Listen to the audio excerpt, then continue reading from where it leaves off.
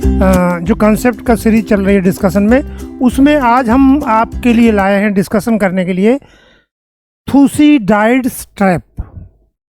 ये एक आईआर में और वैसे जो एक कॉन्सेप्ट है जो आज रेलेवेंट है, इसको हमें समझना चाहिए कि ये कॉन्सेप्ट की मान्यता क्या है और ये आज क्यों रेलेवेंट है। आपने जनरली ये बात देखी होगी कि America is a established super power. आज दुनिया में सबसे ज़्यादा जो नावल बेसेस हैं उसी के हैं।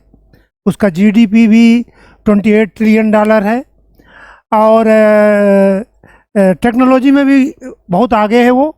लेकिन उसकी इस सुपर पावर पोजीशन को चाइना लगातार चुनौती दे रहा है, जिसको हम कहते हैं राइज ऑफ चाइना।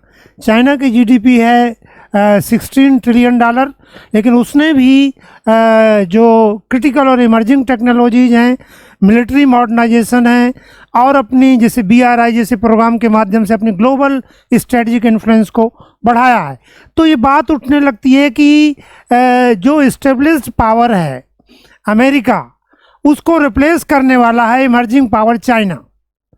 तो क्या इन दोनों के बीच ये जो तनातनी चल रही है, क्या युद्ध का रूप ले सकती है?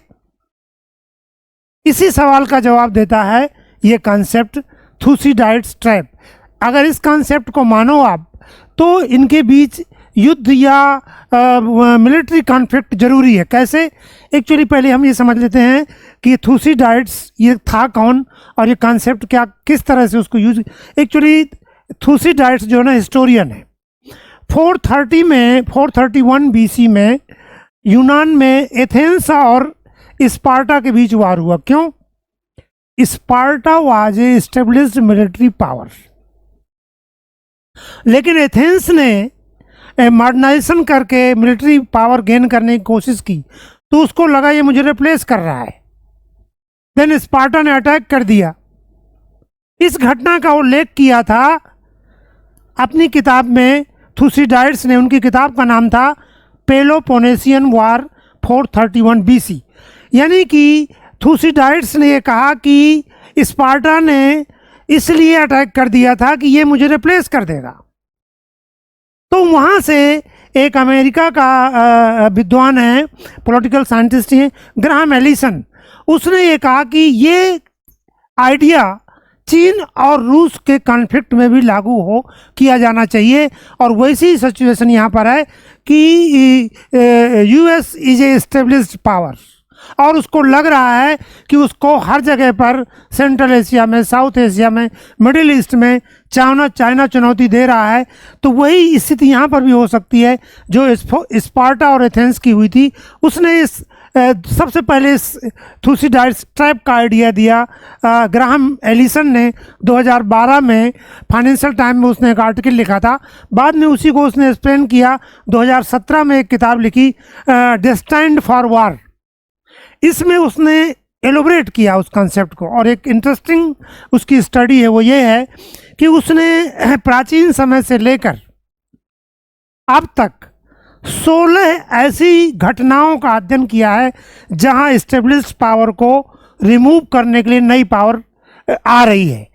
तो उसका कहना है कि इन 16 में से 12 का परिणाम युद्ध के रूप में सामने आया। सो उसका एक कहना यह है कि वर्तमान जो तनाव चल रहा है, ये तनाव केवल कुछ चीज़ों को लेकर नहीं है। आप इसी एक कंट्री की पावर को या एस्टेब्लिश्ड पावर को जब रिप्लेस करने का दूसरा कंट्री प्रयास करेगा तो मिलिट्री कॉन्फ्लिक्ट अवश्य संभावी है। सो उसका कहना यह है कि America is suffering from Thucydides trap, यानी उसके मन में वही कुछ चल रहा है जो स्पार्टा के मन में चल रहा था कि चाइना उसे रिप्लेस कर देगा। तो रिप्लेस करने के पहले ही इसको एलिमिनेट करना है। तो इस तरह, हालांकि इसकी आलोचना भी बहुत हुई है, लेकिन आप कुछ भी हो, लेकिन ये जो कशमकश चल रही है चाइना और US के बीच में, स्ट्रेटजिक कशमकश चल रही है, उसको समझने के लिए ये कॉन्सेप्ट इम्पॉर्टेंट है। ऐसा होगा कि नहीं वो एक अलग चीज़ है, लेकिन उस फेनोमेना को, उस परिदृश्य को ग्राहम एलिसन ने बहुत अच्छी तरह से इस कॉन्सेप्ट में दिया है। और ये कॉन्सेप्ट दोनों चाइना और रशिया के बीच जो स्ट्रेटजिक राइवलरी चल रही है उसको समझने में लाभदायक है। Thank you.